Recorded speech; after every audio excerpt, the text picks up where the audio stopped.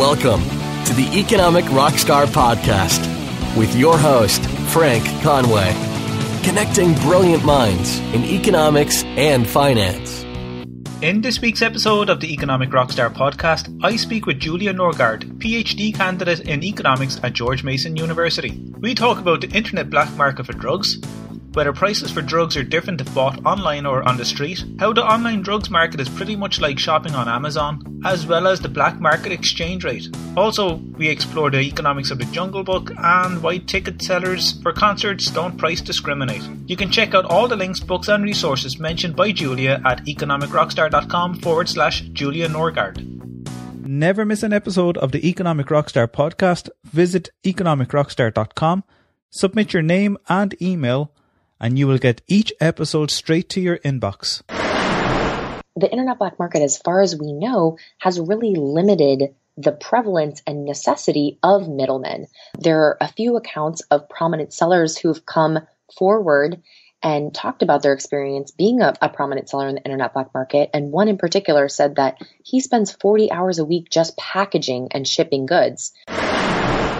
Even if you may feel that you're behind, or maybe that you haven't gotten a lot of jumpstart on your work or your research, just take it day by day, keep doing it, keep writing. And people definitely notice individuals who work hard, are energetic, and are passionate. And I firmly believe that if you are very passionate and diligent about what you do, even if you start and you think you may be behind everybody else, you are going to be able to get where you're going, because there's probably not as many people pushing back as hard as you're going to be pushing forward. Hi, Frank Conway here, and you're listening to the Economic Rockstar Podcast. I am so honoured to have Julia Norgaard join me today. Hi, Julia. Welcome to the show. Hi, Frank. Thank you so much for having me. I'm really excited to be here. Julia Norgaard is a PhD candidate in economics at George Mason University. Julia is also a PhD fellow at the Mercatus Centre and a graduate lecturer at George Mason University. Her interests include development and institutional economics, as well as public choice. Julia's teaching includes Managerial economics, public choice economics, economic development of developing nations, and economies in transition. She received her master's degree in economics from George Mason in Fairfax, Virginia in 2015, and Julia graduated with a BA in economics with a minor in mathematics from the University of San Diego. Julia's work can be found at juliaornorgaard.com, and she also blogs at her own blog, organiceconomics.wordpress.com. If you have anything that I might have missed there that pieces things together, or perhaps how you evolved in terms of your love for economics or why you chose this discipline. So both my parents are engineers and lifelong learners, if you will. And my dad introduced me to the Milton Friedman Free to Choose series. I think I was probably 12 or 13 years old. And my parents both loved talking about politics and economics at the dinner table. So I grew up in that environment, and we would watch Free to Choose videos. And it's funny, I remember, actually recently I was watching one of the videos and I was really looking forward to the discussion at the end. And I remember when I was much younger, I just thought that those discussions were so boring. And I talked to my dad recently. I said, Dad, you know that you're becoming older and probably a little bit wiser if, you find things very interesting and you're excited about things that you previously found really boring. So that is how I got my introduction to economics. And from Milton Friedman's work, I started reading other classical liberal economists' work and decided to get my BA in economics. And that started my passion for what I'm doing now. Wow, such an early age as well to be exposed to this type of economic thinking. It was very much thanks to my parents. They are just always like to introduce us to different things and looking at the world. And I just at a young age found a passion for economics in the way that it provides answers to questions that you don't typically come across in just everyday news or everyday life. And how do you bring that into your own teaching? I know you teach but you teach on a couple of fantastic modules there, managerial economics and public choice and economic development. And you're obviously into institutions based on what I've read through some of your research that you've done. And have the works of Milton Friedman influenced your type of thinking or your approach, or are you somewhat constrained in terms of a curriculum that you have to develop there? Actually, absolutely. Milton Friedman and his ability to make economics tangible to the everyday person is something that I'm extremely passionate about, and I really try to make reflect in my teaching. One of probably the most exciting components of my teaching, which I utilize in 3 of my classes, my 2 development classes that I teach, and also public choice, is a debate. And this is kind of another thing in sort of the spirit of Milton Friedman, if you will, in the sense that he had, discussants at the end of each of his free to choose videos that represented, sort of the other side. And I just find that very important to intellectual honesty and intellectual growth, to really grapple with different types of viewpoints. And my economic development debate, for example, I have my students break up into 4 groups pretty early on in the semester. And I have a lot of group discussion where I'll say, break into your groups. And so by the time the debate comes along, typically at the end, more near the end of the semester, the students have really gotten to know each other and gotten to know each other's different style of argumentation. They've been researching the whole semester. And for the development classes, the debate is what's the number one driver of economic development. And I have my students divided into 4 groups. 1, institutions. I have outside aid and intervention, geography, and history and culture. And each of my students' groups has to argue that their topic is the number one driver of economic development. And it's been an absolute blast. My students get really involved with it and make shirts and signs and have fun team names. And it's a lot of energy that's involved in there. And it just, I think, is a great way to encourage students to, even though you may not disagree with a certain viewpoint, to be able to argue and articulate from that viewpoint to really get a 360 viewpoint of a particular issue. And one way that I go about assessing, it's really important to me whether or not my students learn, obviously, and that they're retaining information. And I have a recap survey that they take at the end of the semester, or excuse me, at the end of the debate, that asks them, okay, so regardless of who you thought won the debate, what do you think is the number one economic driver of development? Or excuse me, the number one driver of economic development? And overwhelmingly, even though it may not be their team, they come up with the consensus of the economic development literature, which is institutions are the number one driver of economic development. So that is probably my most exciting thing about my teaching that I've incorporated quite a bit. And yeah, it's a lot of fun. And is this type of debate how you prepare for it, or even how students prepare for it? Do they know what they're going to get into beforehand and obviously read the literature based on what they're allocated? Yeah, so I have the students reading different economic arguments throughout the semester. And actually, I challenge them quite a bit and have them reading cutting edge development literature, which sometimes they complain that it's a little bit too tough. And I try to provide them with some focus questions to really focus in their reading. But we've been building up the whole semester typically to the debate, and I give them even extra readings that they can read. And I say, you can bring in different news articles. And I've seen my students put a lot of time and effort into this with regards to the preparation they do. And what I do is I have a very, very stringent schedule of time. So they start with an opening statement, and then they have a formal rebuttal. And then there's a few time periods where I open it up to open discussion, so everybody has a chance to talk and speak. And it's been a lot of fun. The students are extremely energetic and very articulate in the debate, which has been great. And very much in tune with what's going on around the world with us as well. And we see so many cases of how institutions actually influence the development of an economy. Yes, absolutely. And that's something I particularly focus on economies in transition. And every day I actually have the students pick a day at the beginning of the semester for them to present a relevant topic that has to do with something that we're learning in class. So they typically do a 5 to 6 minute presentation on a current event, and then they analyze it from an economic viewpoint, which keeps the class engaged with current events and also lets the students practice their public speaking skills. And I notice on your website for organic economics, your own website, your own personal page website, Julia or Norgaard.com, that you have 2 quotations there, one by Milton Friedman and the other by Darren Acemoglu. And the quotation from Darren is about institutions. And again, I spoke to Darren on one of the previous episodes, and we've gone into somewhat good deal of discussion on institutions and how that does improve an economy or determines how an economy is run and how the citizens are affected by the type of institution that is part of that economy. Yes, and that is the main takeaway for my students that I'd like them to take away in the classes, and something that we build up throughout the semester. So I think it's important to, as we do as me as a budding academic, to really be familiar with the literature surrounding an argument, and also realize that economic pursuits is a process. It's not like somebody just comes to a situation and says, yep, it's institutions, it's the number one driver of economic development. So it's really important to instill in my students that this is a process, this is a constantly evolving conversation, and it's really important to be part of that and recognize other people's arguments as well. Julia, also another love for your type of research is on the black market economy. Your dissertation was pretty much on this black market, and you developed a number of papers on it. And I'd love to explore one of those papers before we maybe go into look at the other two. But you wrote a paper on reputation in the internet black market, an empirical and theoretical analysis of the deep web.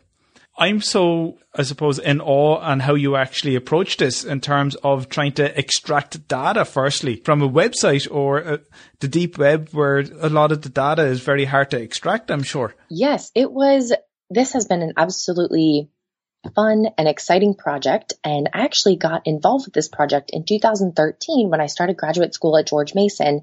And Ross Ulbricht, who was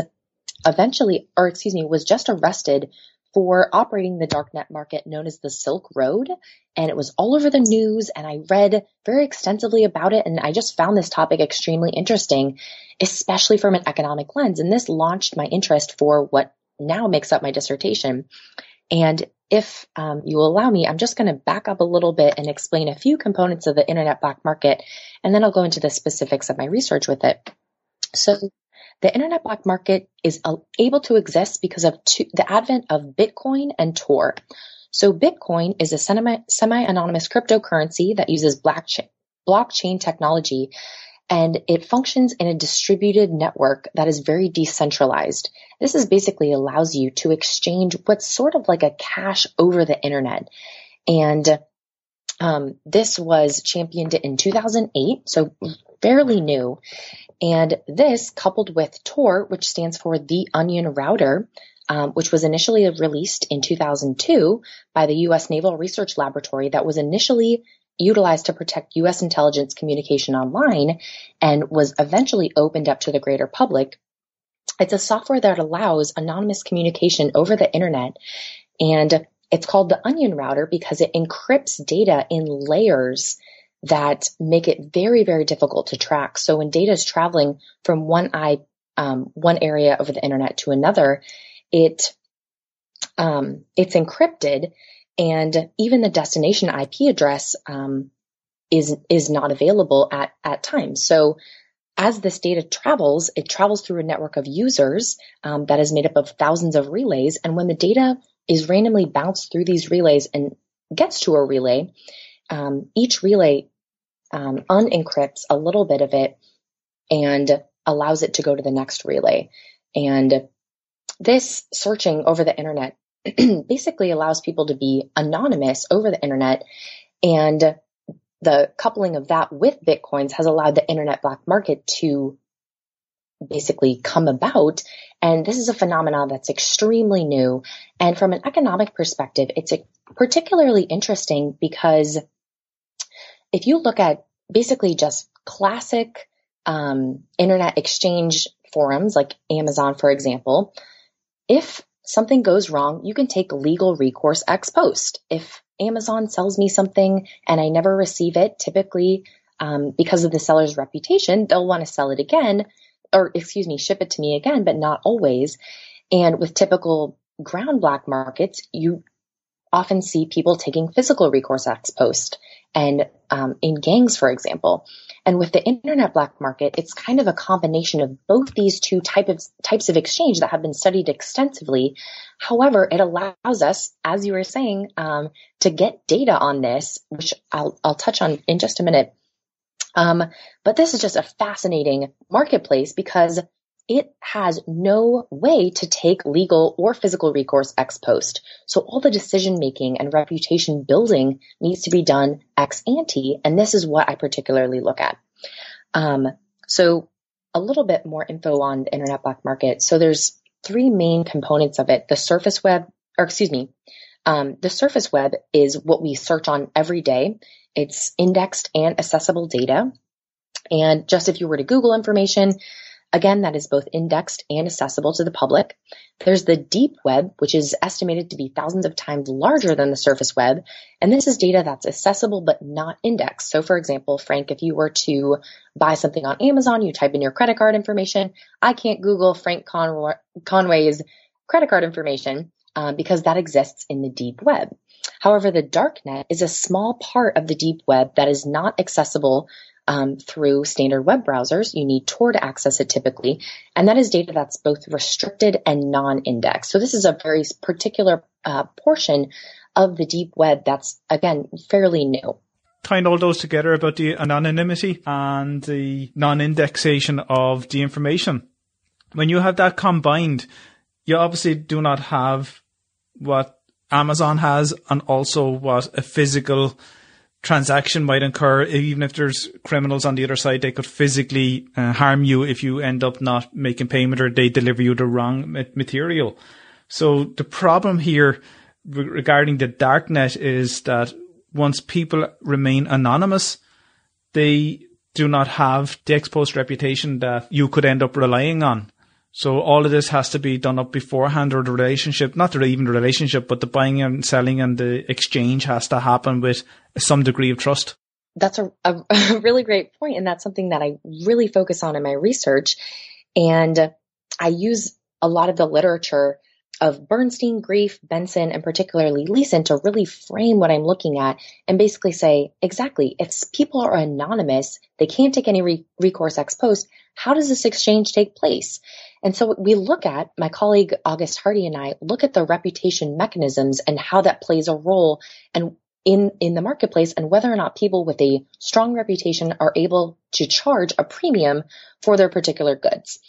And so I just want to clarify a little bit. So each user on the internet black market is not anonymous per se. They do have a username that's connected with reputation. However, their own personal identity is anonymous. And so you can take recourse in the sense that you can, if you bought something that you decided that you didn't like or was bad, you can seek recourse in the sense that you can give the seller a bad rating, but you can't seek any recourse with them physically or to their own person. So that kind of makes it extra complicated. And what's surprising is because of this internet black market, you'd think that it'd be very different and there'd be a lot of different mechanisms that are very unique relative to Amazon. But surprisingly, there's a lot of very similar components. There's different rating systems. People leave reviews. There's a star system that we use in order to do, so a 5-star rating is the top rating that you can get as a seller on the internet black market. And users are extremely diligent in their efforts to provide each other in this particular community with reliable information about a seller because, frankly, because of the particular nature of these goods. They are illegal substances, often times very, very lethal, very dangerous. And the community has taken it upon itself to basically call people out if they are selling fraudulent goods and if they're not being honest in the marketplace. It seems to be a very well-established network that's been created here and something that reflects what would happen in a normal society. Yeah, absolutely. And another paper I look at is it's called Shadow Markets and Hierarchies, and it looks at the modeling specific networks in the deep web. And what we find is that it's a lot more hierarchical than a lot of traditional black markets. It makes it even more difficult for authorities to track down these groups because they're so decentralized. And yeah, the network structure is absolutely fascinating. And two colleagues of mine and I were able to create an agent-based model that actually simulates what this particular network would look like, given the constraints that we know about these type of marketplaces. Coming back to relating this to economic theory, we know with basic supply and demand, if you look at the principles and an equilibrium price is established. However, regarding a black market, usually you end up paying a premium for products that are not in that particular type of market. So how can we compare, how can we say that even though we know that's a black market or a shadow market, how do we know if the price that's established is not an equilibrium, or if it's a premium on that in terms of a black market price? Great question. So I was able to partner with a computer science friend of mine, and we were able to physically parse thousands and thousands of transactions that have taken place on the internet black market. And that's what we use to build our model and our empirical analysis in our paper. And each one of these is an indication that somebody has bought and left a review on each specific seller's site. So we don't have data on people who have purchased goods or services and not left a review. We only have the data that has left a review. However, we look at whether or not a higher reputation allows you to charge a premium.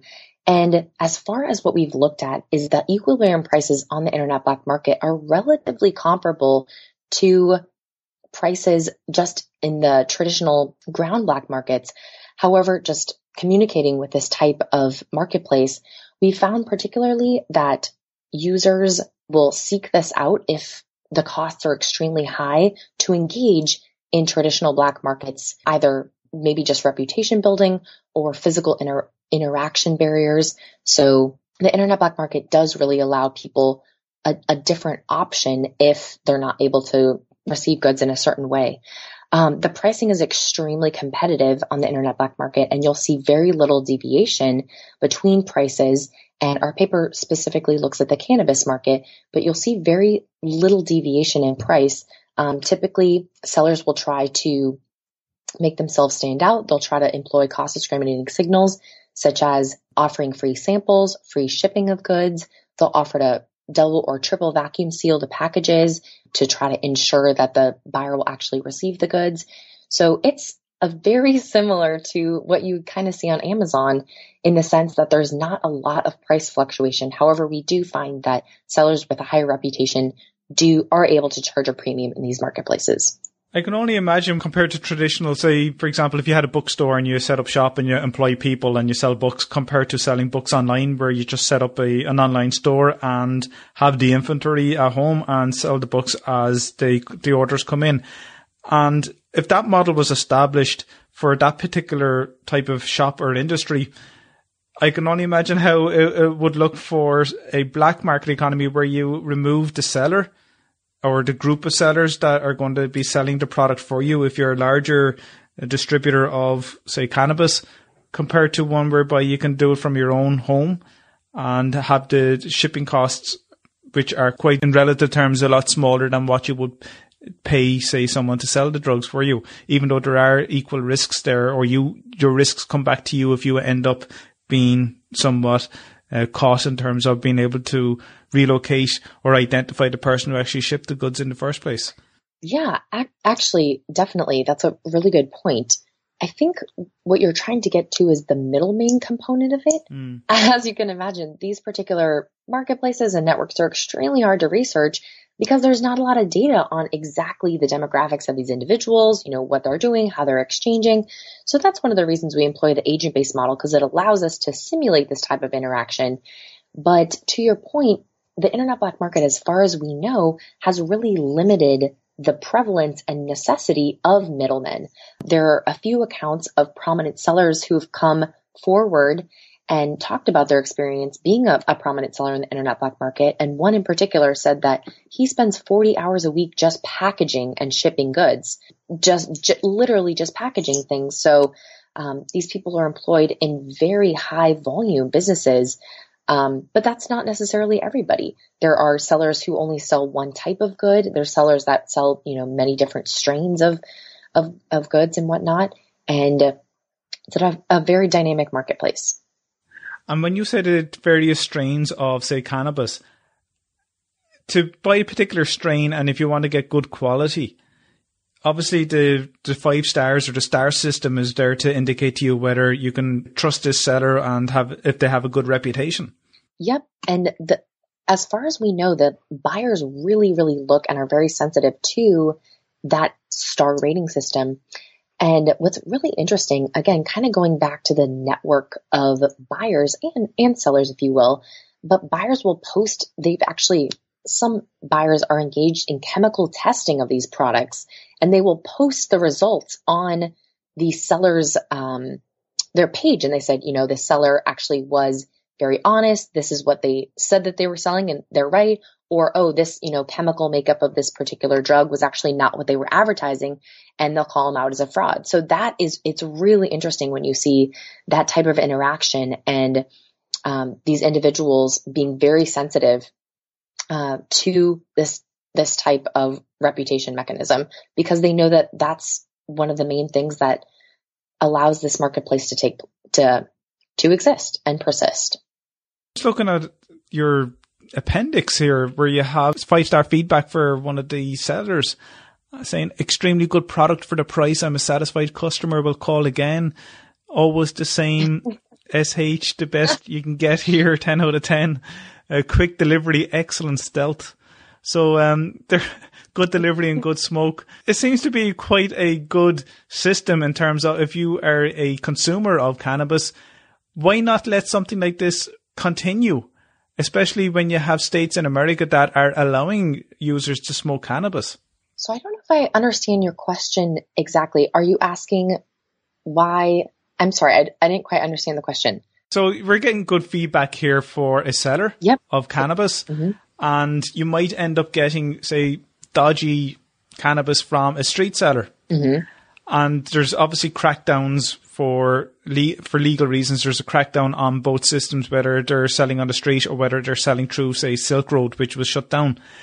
But why not allow something like Silk Road to continue if it's going to end up delivering a better product? And as you said, they're chemically tested as well to show the results. If in some of the states in the US are allowing the consumption of cannabis. So that's a very interesting point. And actually, there are over 50 sites that have either come and gone or persisted other than just the traditional Silk Road. So there are quite a few sites that are up and running still today, very lucrative, very active marketplaces.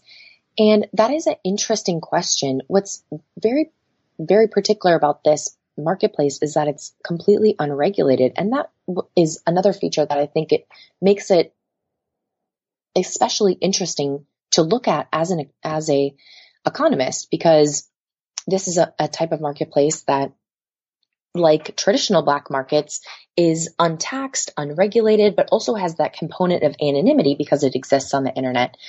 Now, I can imagine that a lot of authorities would frown heavily on the legalization of this. However, I think it'd also be difficult to enforce whether or not somebody was receiving a shipment from a state where it was legal or not legal. That would be an interesting way to look at it from a legal perspective, which I personally am not an expert at all by any means. But that's a really good point that you bring up. If this is a marketplace that's able to exist and provide people with products that they like, maybe it's a viable alternative. However, the reviews that we did post on our paper were a selection of particularly good reviews. As you can imagine, there are negative reviews, of course, just like you would get from a traditional black market, but it wouldn't be a review on the internet. It'd be typically taking physical recourse ex post. But we are working on comparing, and quite a few people bring this up in presentations that I do, about comparing specifically prices, quantities sold, quality of goods in the internet black market versus goods in legal states, like cannabis in Colorado, for example. So that's something I've particularly been looking at to expand the research. And I'm just wondering, I'm so curious, I don't know if you interviewed anybody about this, but I'm curious how they actually package and ship it without any detection. Or are detection rates quite low? In our model, we put an element of noise in the signal. So if the buyer receives a good and they decide to be dishonest, they can tell the seller, hey, I actually didn't receive the good. And actually some sites have an escrow account. And so the seller isn't able to receive the payment unless the buyer has verified that they've received it. So if the seller is hearing from the buyer that they haven't received the good, the seller doesn't know if the buyer is being dishonest or they actually didn't receive the good. And that, to your point, has a level of uncertainty there and noise in that signal Is the buyer being dishonest, or was the good or package seized? And that data is extremely hard to come by. However, one of my colleagues, Harold Walbert, actually did come across very recently, within the past few months, a database that does look at drug seizures, particularly internationally. So that's something that we're looking about, incorporating that data with our research and trying to add that empirical element to the previous question mark that we had. So that is to be determined, I think. However, relative to the total number of packages that are sold, sent or received in the internet black market, it's a relatively extremely low number. And the reason we can be confident saying this is because sellers will guarantee reshipment. So if it was an extremely high propensity of seizure, it would be extremely costly for sellers to guarantee free shipment and guaranteed shipment again if you don't actually receive the good. So presumably the amount of seizures that are taking place is relatively low if you're looking at total volume as a percentage of total volume. And Julia, you mentioned prices earlier on, and one of your papers, black market exchange rates as a proxy for inflation. Is that touching on the question I asked you earlier on about the black market on the internet and the black market on land as such, and the differences between those? Or what do you mean by the exchange rates? So that's a paper that I'm working on that dips a little bit into monetary policy, and it looks at black market exchange rates. So black market exchange rates in countries all over the world as a proxy for inflation, in the sense that actually 30 to 35% of US currency is typically held internationally. And oftentimes countries that experience very high levels of inflation will turn toward alternative means of exchange. And oftentimes they'll use the US dollar because it's much more sound than their country's currency. And so the black market exchange rate is a reflection oftentimes of the inflation in that country, because they're looking at utilizing the black market of currency actually as a substitute for their currency that is subject to very high inflation. Julia, can you link the type of black market or the cannabis market with institutions, and how do they connect with one another? One of the tenets of my research is looking at the institutional framework that surrounds the internet black market, the reputation mechanisms, the signaling mechanisms, and also the different culture that arises within the internet black market. It's a very important rule in this type of marketplace to keep each other anonymous. So if someone is threatening to release someone's information or whatnot, that is seen as a very big threat to the internet black marketplace, because people understand that their anonymity is so important. I also look at institutional mechanisms that have arisen, such as signaling, for example, and that's another paper that I've written. It looks at self-enforcing exchange in anonymous internet black markets, and looks at particularly how platform providers and buyers use cost discriminating signals in order to attract good buyers and good sellers to their specific platforms and sites. And these are kind of institutional frameworks that have arisen that allow people to exchange on this black marketplace, typically with ease and with confidence. Julia, I'm always interested in how economics can be identified or spotted in, say, movies and books and so on. And on your website, Organic Economics, and this is taken away from our discussion on black markets, you wrote a post where you discussed the economics in the Jungle Book. And you call it, for the strength of the pack is the wolf and the strength of the wolf is the pack, order in the Jungle Book. And again, that has connotations with institutions, I'm sure. I'd love if you could give us a deep dive into how you would relate economics to the Jungle Book. Thank you for asking that question. My blog is new, and it's a way for me to incorporate economics literally into everything I do and express that and articulated that in a pretty easy, readable format. When I was watching The Jungle Book, I don't know, have you seen The Jungle Book, the new movie? I've seen it, yes, and I've seen the first one, actually, the animation. And when I read the book later on, I was quite disappointed with the animation, but I liked the movie, all right, yeah. Yeah, what I thought was really interesting is how obviously animals don't have institutions the way that humans do. However, to articulate the story, they talked about the institutional framework that each of the wolves had with each other, in the sense that they said, the strength of me as an individual is relative, or it is a function of the strength of the whole pack. So that creates this mechanism where the wolves aren't just looking out for each other, or themselves, but they're also looking out for each other. And I just thought that was a really interesting way of expressing economics and showing this pack mentality, but in a way that humans could relate to. Because obviously wolves have this instinct, they have this instinctual pack mentality, but the story articulates that pack mentality in a way that humans are able to relate to, in the sense of that institutional arrangement. And I really do try to, my blog is a way of just anything that I think of that relates to economics, tying that back into just a very tangible way for people to access that. And it also is a good excuse for me to do some writing for the general public. Yeah, and within the Jungle Book as well, you have what's called the peace rock. And in times of troubles, for example, in the case of where there was a drought, all the animals ended up suspending the normal rules of conduct in order for in order for animals to come down and drink from the water. So is this an analogy, or does this represent possible conflict in the real world for humans? And when there's times of crises, people tend to work together irrespective of culture and race? That's a really interesting question. I haven't really thought about that on that scope. And as you mentioned, in the movie, they have this peace rock that, again, has conflict is suspended at certain times. And I would maybe equate that to just different institutional arrangements that countries have made, that have come up with. For example, I don't know, I'm not necessarily an expert on this, but for example, just the norm that you don't harm civilians, for example, that's sort of maybe a parallel there that you could draw, or relinquishing some of the typical wartime activities in order to promote peace and lower the conflict barriers in general.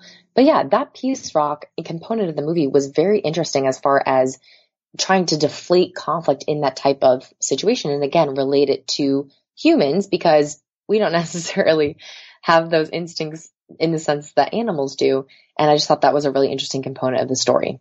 I'd love to know if you have any recommended books, or do you have any recommended books you could like to share with our listeners? Yes, absolutely. So 2 classic books that contributed to my own interest and passion for economics are Free to Choose by Friedman and Economic Facts and Fallacies by Soule.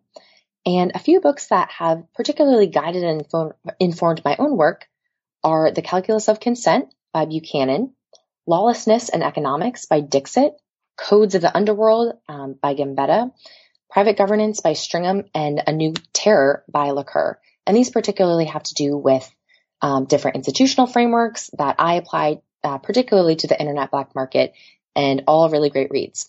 I'm trying to write all those down, but I'll be able to go back and replay it and get them down. So if anyone's kind of missed out on that, either just rewind and listen, or just check out the show notes page that'll give at the end of the show.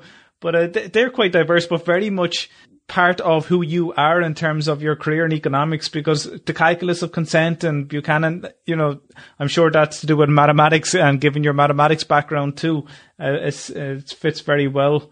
And also your initial exposure to economics and what you're doing at the moment in terms of the underworld and terror and terrorism. If you could step into the DeLorean and time travel, what era would you go back to? Who would you like to meet? And what would you think the conversation would be? So because Milton Friedman is such an important figure in, again, my own passion for economics, I would go back not very far, but to the 80s and talk to Milton Friedman about his work in Chile. I think the Miracle of Chile is just a fascinating application of economic principles and the restructuring the economy that allows an economy really to boom. And we see the ramifications of that type of policy even today in Chile and around South America. And I would like to ask him about the challenges that he faced with implementing those specific type of policies, and also recommendations that he would have for implementing those type of reforms in certain economies today. And Julia, based on the workload that you're actually undertaking right now, I see that you have a lot of papers. I don't know whether they're working papers or whether they're being put in for peer review at the moment, but also your blog. Do you have any writing tips that you'd like to share with us? I have a few good writing tips. One of them was proposed to me by James Stacy Taylor, who's a philosopher. And I remember I went to a teaching conference where he spoke, and he said, I recommend that you write every single day. He was talking to budding professors, some current professors. And one of the people in the audience raises their hand and they said, well, what if you're at a conference? What if you have your entire day booked? How can you possibly squeeze time in to write? And he said, I woke up at 5:30 this morning and started writing. And that was so impactful for me. I was just thinking, wow, what a diligent scholar that is so passionate about his craft that even at this conference, he's waking up every day and writing. And the next tip that I have is that economics is everywhere. And this is something that I try to express in my blog, just, watching a movie, whether it be The Jungle Book or any other movie, and seeing some type of economic element, or going out with your friends. Or I wrote a blog post recently about ticket scalping, which I really started to think about when I was trying to get tickets to a music festival, and just really embracing what you do and trying to think about how you can incorporate that into your life. And what I typically do is when I think about something, I email it to myself really quickly on my phone, and then I save it into this folder that has to do with research ideas. So whether I'm writing a blog post or whether I'm looking for a new research topic, I can go back and say, okay, into this little folder in my email and say, hey, what was I thinking about when I was actually in the moment and something just popped into my head and I was able to relate it to economics. So those are my two main tips. They're fantastic. And talking about ticket scalping, actually, that's quite a contentious issue at the moment here in Ireland, because Coldplay are just after selling out within 30 minutes on a website, ticketmaster.ie. Oh, wow. And those people who were waiting, and it's like what you were saying on your own blog post, you waited and, you got a notification or a redirection to another website to pay at high or at inflated prices. And that's exactly what happened to a lot of people. They got redirected immediately to another website, and they were paying up to 5-6 times the original value of the ticket. Yeah, and that is what I discussed in that blog post, actually, is the curiosity. Why aren't these original ticket sellers allowed to price discriminate? Why don't they engage in price discrimination that the scalpers do? And I go into a few arguments of that. One is to maybe maintain a reputation of being available to the everyday man. And one also has to do with the complications of successfully price discriminating in the marketplace. Do you think that it would benefit an organizer or ticket sellers to price discriminate and perhaps sell the tickets? Because when people go to conferences, for example, the tickets are being sold over time. And they may be sold at an initial discounted price, and then the price goes up after a time closer to the event. And likewise, when airlines sell tickets, they easily price discriminate. Is it that due to the popularity of the act that's going to be at a concert, they have more of a pull in terms of the demand that goes with the fans, I suppose, of the artist who are playing?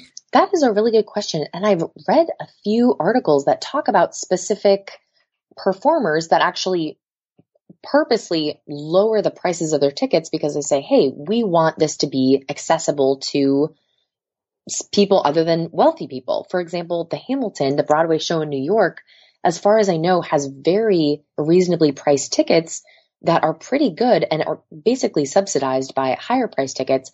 But as we see, because of the ability for scalpers to just buy thousands of tickets, within minutes, although on their face, they seem to be lower priced, we still see them at at equilibrium price in the secondary market, the scalping market. So I think both consumers and performers would appreciate if there was a little bit more availability of price discrimination.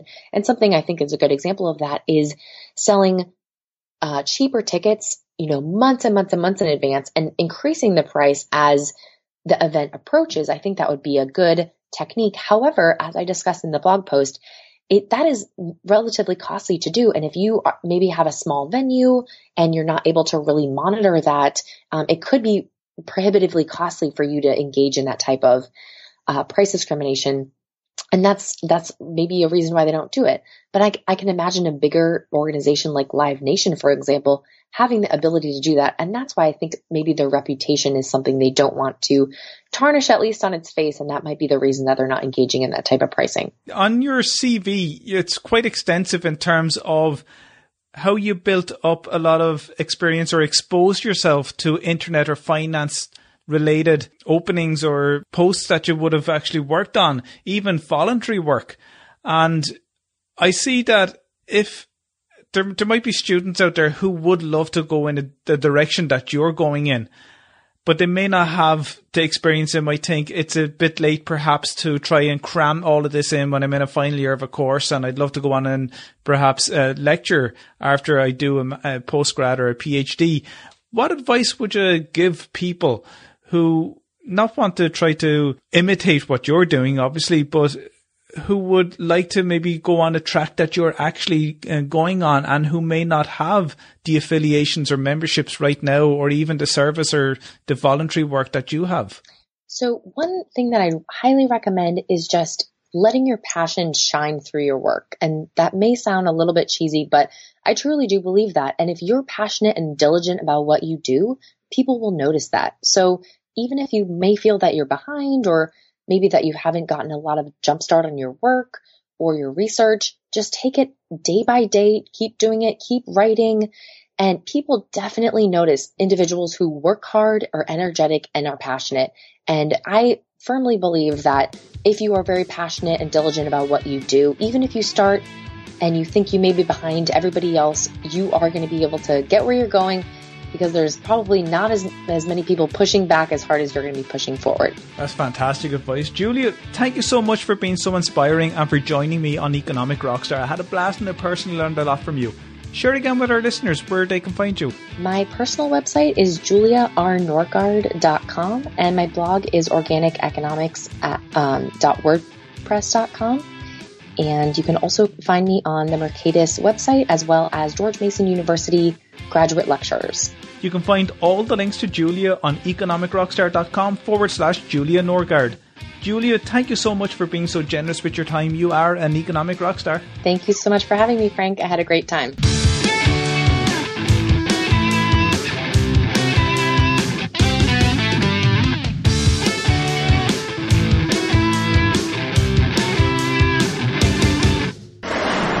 If you enjoyed this podcast, why not leave some feedback or comments on the show notes page on economicrockstar.com, where you can also sign up and be a member of the Economic Rockstar community. If you're listening to this episode on iTunes or Stitcher Radio, I would love to have some feedback and for you to leave an honest rating and review, as this will help with the rankings of the show so that more people can find it. If you're listening on the website economicrockstar.com, make sure you check out the back catalogue of all previous episodes and interviews with some amazing professors and authors at economicrockstar.com/podcasts. Thanks for listening, and I really appreciate your loyal support. I know how much you love audio, so why not get a free audiobook with Economic Rockstar today? I've teamed up with audiobooks.com to bring you this amazing offer. Visit audiobooks.com/rockstar to download your free audiobook now.